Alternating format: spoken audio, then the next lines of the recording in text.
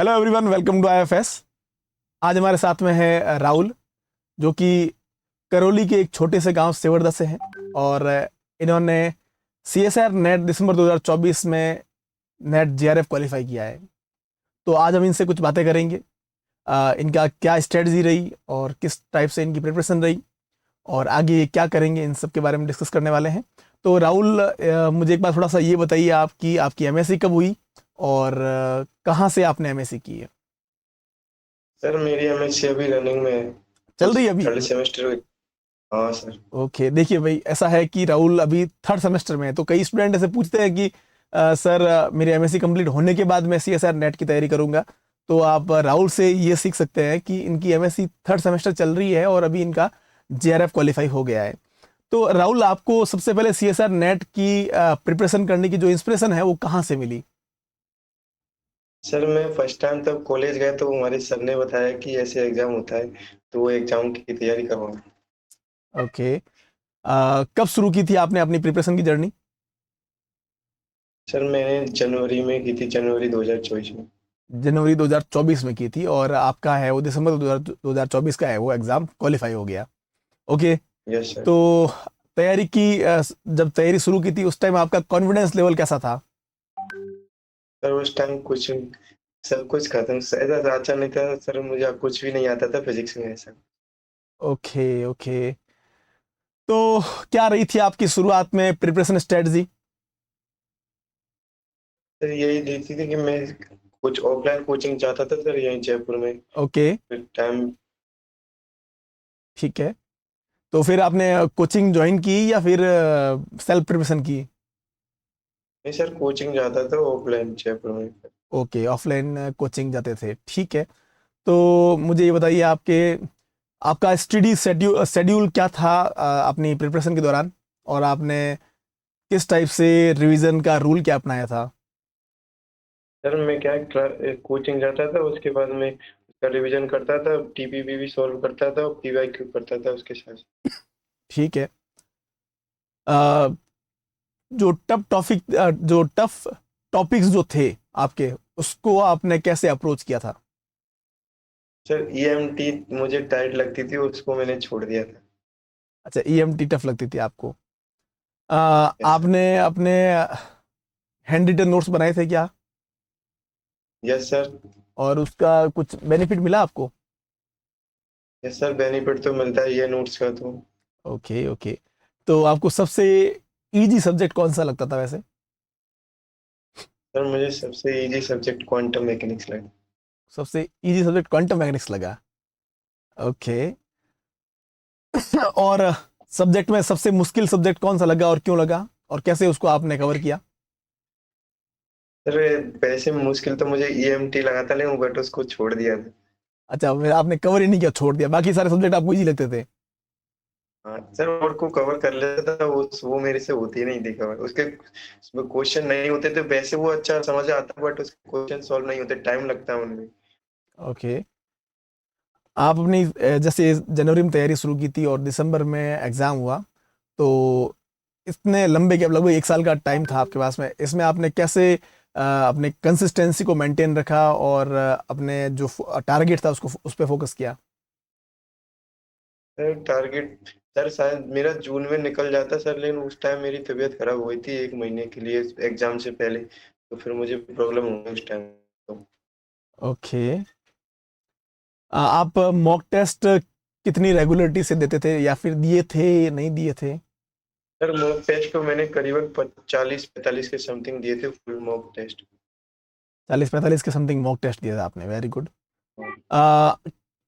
आपका जो mock test देने के बाद में जो परफॉर्मेंस है वो इम्प्रूव हुई, उससे कुछ बेनिफिट मिला? ये सर परफॉर्मेंस होती थी, मैं उसका, सर टेस्ट 3 घंटे का होता है बट मैं उस पर एनालिसिस करने में 6 से 7 घंटे बिता देता था टेस्ट में। हाँ, सबसे इम्पोर्टेंट यही है कि सिर्फ टेस्ट ही नहीं देने होते हैं, अपने को टेस्ट को एनालिसिस भी करना होता है कि भाई मैंने कहाँ गलतियाँ की और इस गलतियों को फिर से मैं दोहराऊँ नहीं। Very good. यस आप, सर, मैं उसमें हाँ, काफी टाइम बिताता था। क्या? मैं काफी टाइम व्यर्थ करता था सर, मैं एनालिसिस करने में। आप कभी डिमोटिवेट हुए? नहीं सर, डिमोटिवेट नहीं हुआ मैं कभी भी। एक एक स्टूडेंट था जो ऐसे बोलता था कि तू ये टेस्ट दे के ऐसे तेरा क्लियर नहीं होगा, तू इनमें ही लगा रहता है सारे दिन। ओके, तो मतलब डिमोटिवेट हुई नहीं तो आपको मोटिवेशन की जरूरत ही नहीं पड़ी। हाँ सर। फिर सर आपकी यूट्यूब पे फिर आपको देखने लग गए, आप मोटिवेट करते रहते थे टाइम टाइम पे। अच्छा अच्छा। आपको वैसे जो आईएफएस के यूट्यूब जो फिजिक्स चैनल है उससे कितना बेनिफिट हुआ, कुछ बेनिफिट हुआ आपको? सर उससे बहुत बेनिफिट हुआ। क्वेश्चन क्या है सर, यहाँ पे तो हमको इतना ही पढ़ा देते जो पीवाई की होती है, लेकिन थोड़ा घुमा के आता है क्वेश्चन, वो सॉल्व नहीं होता था। अब आपको देख देख के बाई टी पे फिर थोड़ा इम्प्रूव हुआ, क्वेश्चन को घूम के आता उसको भी सॉल्व करने लग गया। Very good very good very good. तो आपने की तैयारी के दौरान आपको आपको सपोर्ट करने वाला कौन था वैसे? सर सपोर्ट तो इस फैमिली ने किया था सर, और मुझे पता भी नहीं था सर कि आईएफएस कोचिंग है, बाद में पता चला था जून एग्जाम के बाद में। अच्छा अच्छा अच्छा। ओके हाँ तो सर, मुझे पता नहीं था उसे। हाँ, वैसे आपके पेरेंट्स क्या करते हैं? सर खेती ही करते हैं पेरेंट्स तो। पेरेंट्स खेती करते हैं। और फिर भी आपने जैसे आप फर्स्ट अटेम्प्ट में आपके थोड़े से रह गए थे ना आपके, और सेकंड अटेम्प्ट में आपका जेआरएफ हो गया, वेरी गुड। आपकी लास्ट मंथ यस की सर। क्या स्ट्रेटजी थी रिवीजन की? सर लास्ट मंथ में मैं टेस्ट देता था, मतलब दिन में एक टेस्ट पक्के से देता था, उसके बाद में उसका एनालिसिस करता था और एक सब्जेक्ट का रिवीजन करता था। ओके। परीक्षा जिस टाइम एग्जाम था आपका, एग्जाम के जो लास्ट वीक के अंदर आपके ऊपर प्रेशर आया होगा या फिर प्रेशर आया ही नहीं, अगर आया तो कैसे हैंडल किया आपने फिर? सर प्रेशर तो आता है, टेंशन रहता है कि एग्जाम होगा नहीं होगा। अच्छा, सिलेक्शन होगा नहीं होगा ऐसे हैं? हाँ तो सर, वो तो होता ही है। सही बात है। एग्जाम के डे आपका माइंड सेट क्या था, मतलब किस टाइप से माइंड आपको इस टाइप? सर ये था कि जो अपने पे आता है उसको सही करना है, ठीक है। गलत क्वेश्चन करने ही नहीं है अपने को, ज्यादा अटेम्प्ट भी नहीं करना। ओके, ठीक है ठीक है। एग्ज़ाम ख़त्म होने के बाद में क्या फीलिंग आई आपको कि सिलेक्शन हो जाएगा या फिर नहीं होगा, क्या लगा आपको? सर मुझे लगा पक्का हो जाएगा। अच्छा, ऐसा लगा था। हाँ ठीक है। मुझे ये बताइए आप, हाँ, आपकी जैसा। जब प्रिपरेशन आप कर रहे थे उस टाइम क्या ऐसी गलती लगी आपको जो आप वापस दोहराना नहीं चाहोगे कि अगर मैं थोड़ा अगर ये गलती नहीं करता तो मेरे जो अभी रैंक आई उससे बहुत ज़्यादा अच्छी रैंक आ जाती? सर गलती यही हुई थी कि मुझे सही से पता नहीं था कि कहाँ पे अच्छी प्रिपरेशन होती है। अच्छा, ऐसा है क्या?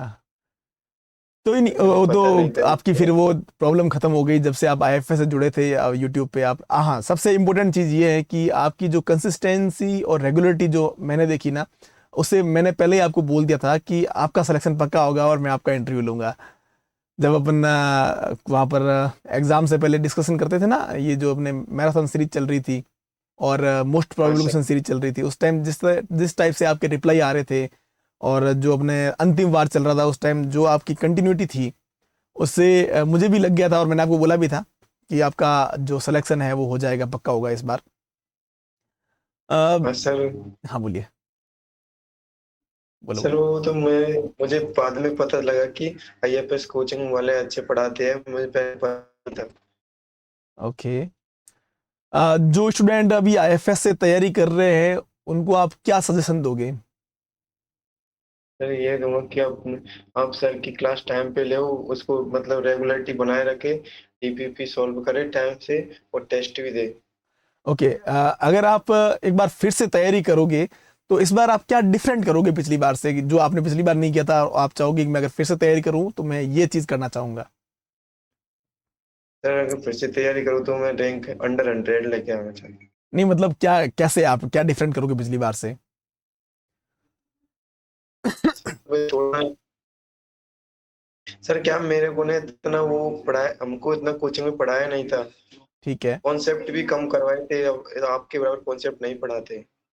ओके, तो मतलब आपको यूट्यूब से तो काफी कई बेनिफिट ज्यादा हुआ? तो ढूंढने पड़ते हैं। क्या सर, क्या राहुल? क्वेश्चन है ना, वो जो कॉन्सेप्ट नहीं पढ़ाए उनसे आ जाते तो फिर कहाँ से होंगे, वो हमको पता ही नहीं है। हाँ, ये उसका बात तो भी सही फर्क है। पड़ता है। ओके राहुल। राहुल, मुझे एक चीज और आपसे पूछनी थी कि ऐसा। सीएसआर नेट की जब आप जो एग्ज़ाम दिया उसका जो डिफिकल्टी हाँ सर। लेवल जो था वो आपके एक्सपेक्टेशन से ज्यादा था या फिर बराबर ही था? सर ऐसा कुछ भी नहीं था, मुझे तो नॉर्मल ही लगा था पेपर, इतना टिपिकल भी नहीं था, मॉडरेट ही लगा था। मॉडरेट लगा था। आपने सबसे पहले कौन सा पार्ट किया था, part A, part B, part C में से?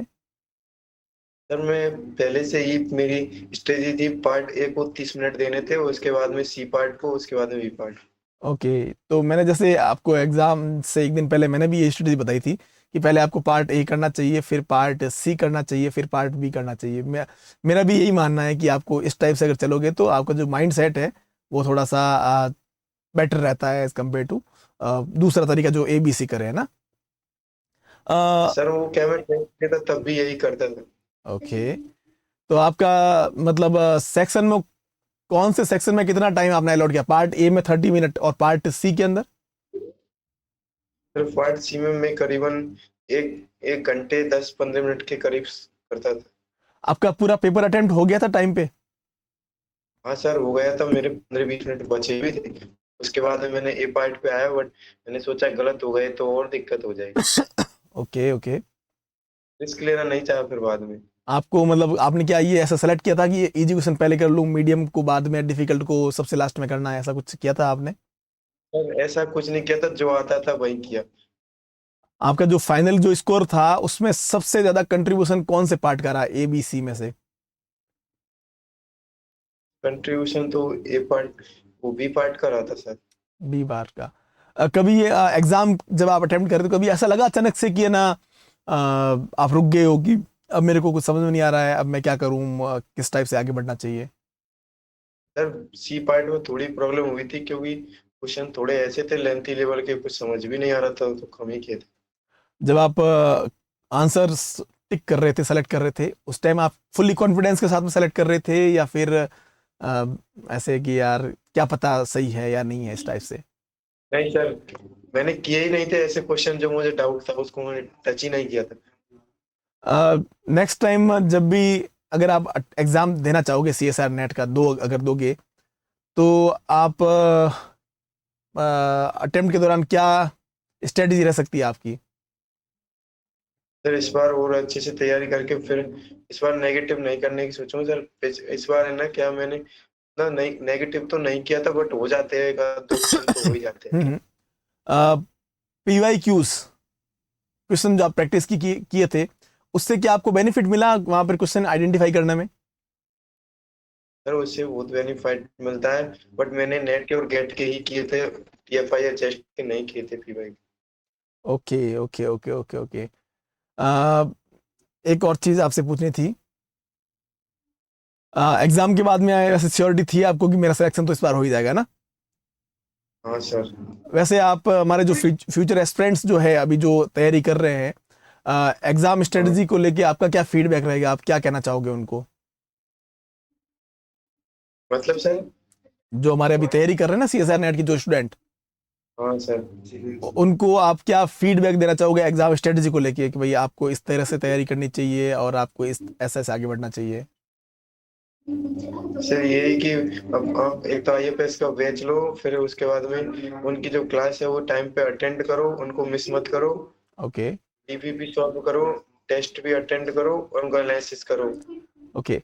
वैसे मैं आप सबको बता दूं कि राहुल हमारे यूट्यूब स्टूडेंट हैं और मुझे जहाँ तक याद आ रहा है राहुल ने एग्ज़ाम से लगभग 3 महीने पहले है वो आईएफएस का यूट्यूब फॉलो करना शुरू कर दिया था और हर क्लास इन्होंने यूट्यूब की अटेंड की थी राहुल ने। और जब भी हमें वहाँ पर पीवाईक्यू सॉल्व कराते थे तो जैसे पीवाईक्यू आता था और राहुल का सीधा आंसर आता था कि इसका आंसर बी होगा या सी होगा, तो फिर हमारा फर्स्ट क्वेश्चन यही होता था राहुल से कि क्या आपने ये मतलब क्वेश्चन सारे रट लिए हैं, किस बात क्या किया आपने? तो बोला कि नहीं नहीं सर, मैंने इनकी प्रैक्टिस है वो 3 से 4 बार कर ली है और कल ही इनको सॉल्व किया था, तो इसका आंसर ये होगा। मतलब इन्होंने इतने अच्छे से सी एस आर नेट और गेट के पीवाई क्यू सॉल्व कर लिए थे कि क्वेश्चन देखते ही इनको सीधा आंसर पता चल रहा था कि इसका आंसर ए होगा या बी होगा या सी होगा। तो उस टाइम मैंने और भरत सर ने पहले से ही बता दिया था कि भाई राहुल का सिलेक्शन पक्का होगा इस बार, और राहुल को हमने थोड़ा मोटिवेट भी किया था ऐसे कि भाई आपका सिलेक्शन पक्का है, और आई थिंक राहुल मोटिवेट हुए भी होंगे शायद। Yes sir. ओके, ठीक है राहुल। तो अब आपका नेक्स्ट क्या प्लान है, क्या करने वाले हो आगे आप? सर पीएचडी करने का विचार है, फिर मुझे सर असिस्टेंट प्रोफेसर बनना है, मेरे पापा का सपना है। ओके, वैसे आपके पापा क्या करते हैं? खेती करते खेती हैं करते सर। हैं ना? ओके ओके ओके, तो अभी आप पीएचडी करने वाले हो ना? हाँ सर। ओके, आप अच्छे अच्छे इंस्टीट्यूट में अप्लाई करना। और इंटरव्यू की वैसे आप कई बार पूछते रहते हो यूट्यूब पे भी हमसे कि सर इंटरव्यू में क्या करें, तो हम आपको जरूर गाइड करेंगे। और अप्लाई करना अभी जहाँ भी पीएचडी के लिए फॉर्म ओपन हो, है ना? Yes sir. Okay Rahul, best of luck luck आपके फ्यूचर के लिए। और मिलते हैं वापस अपन यूट्यूब पे ना। Thank you sir. Okay, thank you.